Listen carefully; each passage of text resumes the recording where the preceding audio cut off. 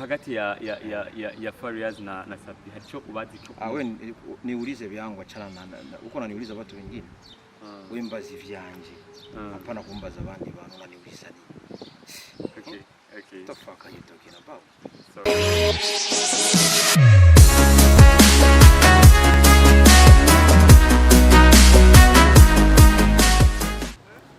What up maniga mumeze neza abantu banje muguwe fresh aho muri hose nkuko vyama ni Press 1 TV mumenyesha makuru wanyine Noraske ntare wa gatandatu canke Noraske solution man.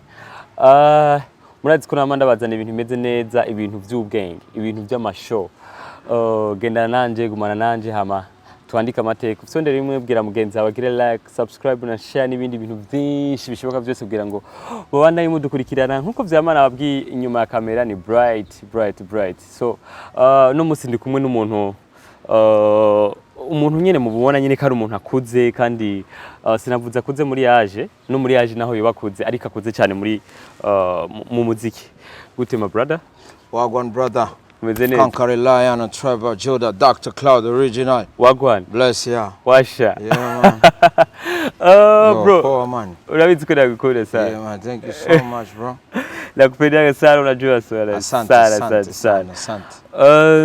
Ndagiye cyane kuba nashuye kukuronka byari bigoye bari mu kazi kenshi bari gukora tournage. Yeah. Akintu kasema cyane kupe mudatongeye mawili matatu. I don't know man. Nasema thank you. Nashukuru. Thank you sad. Nashukuru. Abatakuzi cyane Dr. Cloud amazina yiwe yinyakuri ni gute? Cyo nitwa Yamuremye Jean Claude. Yamuremye Jean Claude.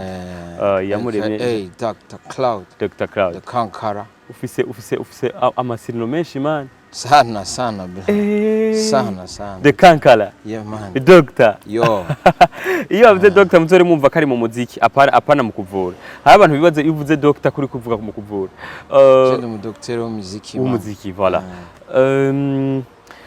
Benshi barabizi ko wakuriye ngahe Bujumbura nivyo nibaze ko wakuriye ngahe Bujumbura yavukiye ngahe Bujumbura washe ko amashuri ya primaire na secondaire ngahe Bujumbura wize ngahe Bujumbura yego nize ngahe Bujumbura ariko navuye ngande muri 4e secondaire cya Nairobi tuja Nairobi wabandanije amashuri yawe Nairobi okay neza na neza je ndakwibuka nkiri umwana nkije ku ishuri numva indirimbo zawe ariko neza na neza watanguye kuririmba ryari jewe indirimbo ya mbere nayisohoye muri 94 ya mbere nari umupeti sana afite nk'imyaka 10 aho sinaye bwavuke maneka sito a long time man aho uramaze kwinjira muri studio nibo bwa mbere ninjiye muri studio yego muri 94 yego hari kwande muri yo studio bon studio kera ariyo nta studio d'enregistrement dufise ngaha yari imwe gusa imwe yari ya ministère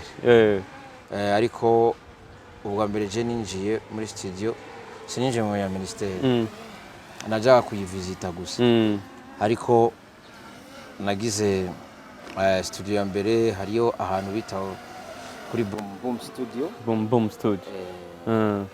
kwa nyene yitwa nawe yitwa Desire hajya niho twatanguye ku recording indirimbo za mbere jewe na because it was expensive sana very busy cyane so cyo naciye nkora naciye subira inyuma naciye nkameza ngahe cyasubira inyuma cyane Nairobi so Nairobi rero niho cyane ntangura anshitse Nairobi ibintu byose n'amahera anshitse Nairobi wakuriki waramwana cyane ngo rero kumwa muri salon de coiffure faranga kidogo ugapatikana ubundi wose naja muri studio nubura cyavyibuka bujya ku asana atangiye kuva fediza coiffure yoyinera fresh seconda ndo kahisa cyane ngeze kugira salon de coiffure hari ya nyene urumva so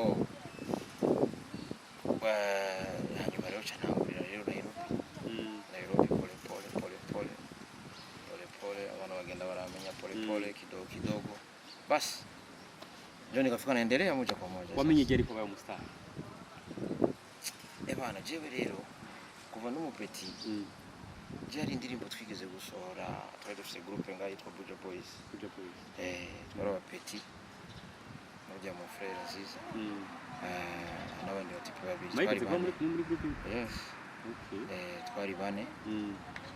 Hanyuma après urabona ubuzima umwe wese acagenda kivyaki so nuko rero twaciye tugira je navuga yuko natanguye ku star ico gihe niho nabona twarabakwiti ariko tukabona abantu bavyakira abantu baravyakira bakavuga ati abakwiti n'abastar me naho batavyemera ariko barabizi mu mutima wabo baravyemera mu mutima ariko ntibashaka kuvyemera mu kubivuga ariko bari babizi so jewe nico gituma usanga ibintu by'ubustar bitankanga cyane nico gituma usanga di simple imbere y'abantu kubera general ya masix menshi sana burya nta ndirimbo ufite sana oya aba country 6 so general 6 nyinshi so 6 ni zinkanga cyangwa se ushobora gusuzugura umuntu kubera 6 cyane kubera ndi muririmbyi cyane oya jewe umbonye n'ahantu utanzi bishobora kumenya yuko ari nyina jewe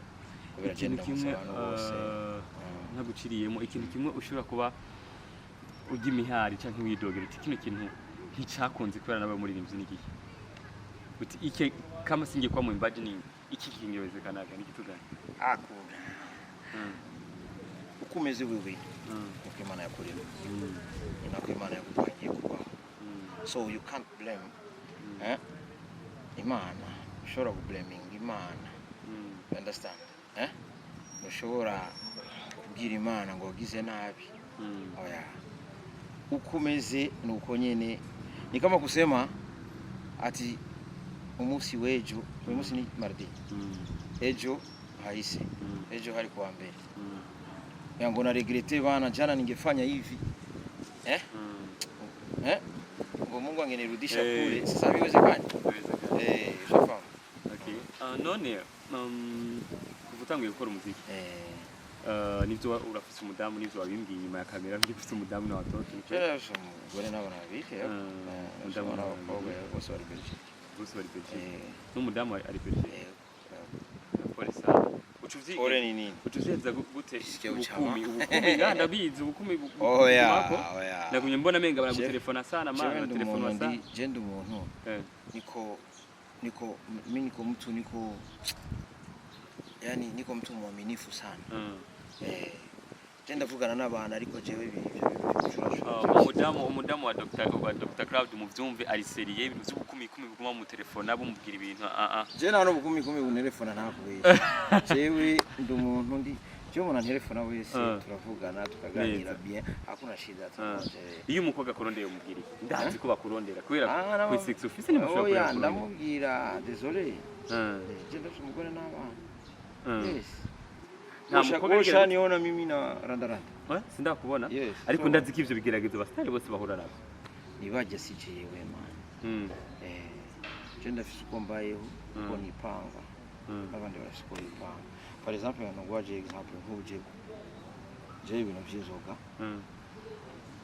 naravyigeze kubinyo cyane sivyo ariko je maze nka 4 ans narabihagaritse niwa inzoga wa gatanu no ku gatandatu gusa no musi nta nzoga za kunwa zozina Friday na Saturday je nyo ku gatanu no ku gatandatu gusa kandi si misi yose urumva niyo vendredi samedi gihe usi ariyo n'ingenzi bandabireka okay urumva hari abantu bibaza kubera n'ubundi inzoga naco ngo uje kuri stage waborewe canke ngo hari ibindi bintu wafashe nivyo canke se oya bijya sivyo ni kubera nkunda akazi kanje haje ngiye nkagenda nezereza abantu benshi barabibaza yuko umuntu aba yaborewe no ushobora kuboregwa gishobora d'abord kugira nawe bari muri weekend ushobora kuja kuririmba nanyoye bibaho hagati ya Farias na Safi haricho ubazi cyo niulize vyangwa chana uko naniuliza watu wengine wimbazi vyanje hapana kumbaza abandi bantu naniuliza ni okay the fuck are you talking about sorry wewe niulize wimbazi vyanje para kumbaza vy'abandi oya hivyo bo bakuvuga ko ari bandi abandi bari cyo kuvuga ko ubivuga ko wewe genda babaze ivyo bavuga ko jewe umuntu wese afise uburenganzira bwo kuvuga umuntu iyo bakuvuze ko ubivuga kugira wishura cyane oya je sinishura je nishura urumva je nta kimwe nishura so jewe umuntu wese afise droit yo kuvuga cyangwa kuvuga cyashaka urumva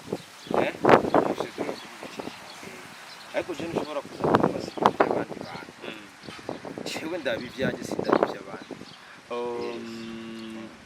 naguciriyemo ariko badurenga kubaza niki kintu uvuga uti no munsi ndagishima kubera nawe kubera umuziki ikintu ufise uvuga uti ndashima kubera umuziki ndashima nyene ni abantu bavuga ngo umuziki nta kintu kirimwo ngo ni nini n'ibiki hari umuntu abonye umwana wiwe wagiye mu muziki avuga ati vraiment muto mubuze yamenje wewe umuntu ariko bya byukuri muri ku mwana aje mu bintu bya muziki ataraheza amashuri afise opportunity yo kwiga abanze yige kubera si bose bakurira mu muziki bakamererwa neza mu muziki umuziki je nasanze ari ibintu mugaye iwacu muri Afrika kenshi usanga nta opportunity nyinshi zihari mu muziki so igikuru ni uko umwana ubaza kwanza ukareka akiga so umwana akiga kandi n'abana bose nabo jewe conseil nobaha nuko kwiga d'abord nabo baba bakunda umuziki babaze kwanza bihagarike bige nibaheza kwiga bace bagira umuziki ariko bahejeje kwiga kubera burya kwiga bizofasha muri future urumva muri future so ariko umuziki kuri jewe ndashima jewe urankoze vraiment je nta kandi kazi ndigera nkora kuva mba atari umuziki reka ndakuba tutubake hatuce nk'itune nze kwituza kugira abantu bamenye Dr Claude akunda iki cyangwa imeze gute iyo mu gatondo ufite ikintu cya mbere banza gukora niki ndasenga after gusenga nakunywa amazi umunsi wawe utanguye gutyo nivo tu unakuna mbere none no cyana kubwira ngo ejo ebara ngo apere ngo saa 3 cyangirwa kubera abantu babayeho ubuzima bwo gukopya navyozi bavuga ati Dr Claude akunda uzi ko abantu bagukunda none uzi ko hari abantu usanga bafite na tatuage usanga umuntu yarishize ko tatuage y'undi muntu aza kuryoherwa n'umunsi nyakubona aseme abantu Dr Claude nayishize okay after yaho uraba football je nakina football uruyiraba niye kipe ukunda cyane jewe intamba yego intamba ni twese nibaza kata umurundi adakunda intamba wose umurundi hama amakrebe base mu Burundi amakrebe jewe nkunda intamba man jewe nkunda intamba sabegerike nkunda abarundi bose Dr Claude yase kuvuga ikipe akunda intamba mwabyumvise twese nibaza ko dukunda intamba kandi ubwo je nkunda ikipe zose z'abarundi umvugiye kuraba ari musongati na bumamuro we iza gutsinda yose utakuba ari yo nyine bafurayi unafurahi wewe abafana ba mumamuro ba musongati ba muzinga abandi zose mumvega bagunda gwese so nibaza ko twageranye ikiganiro cyiza hari ibintu warusha akunda kubaza ntakubaza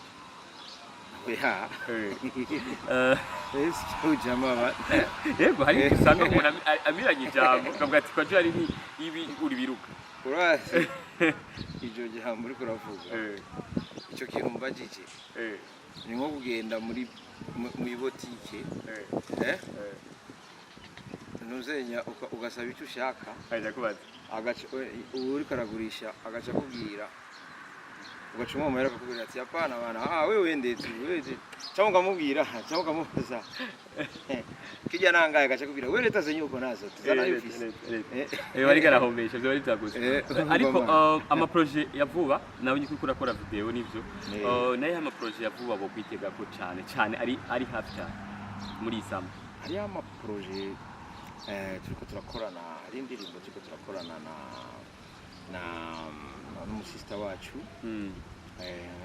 yitwa Kevi muramuzi so Kevi another name Clementine Kevi Clementine Kevi mukobwa aririmba neza cyane aririmba neza cyane hariyo project ko turagira nawe mine numvise ya flow ya man muri iyo ndirimbo nyine ya Clementine man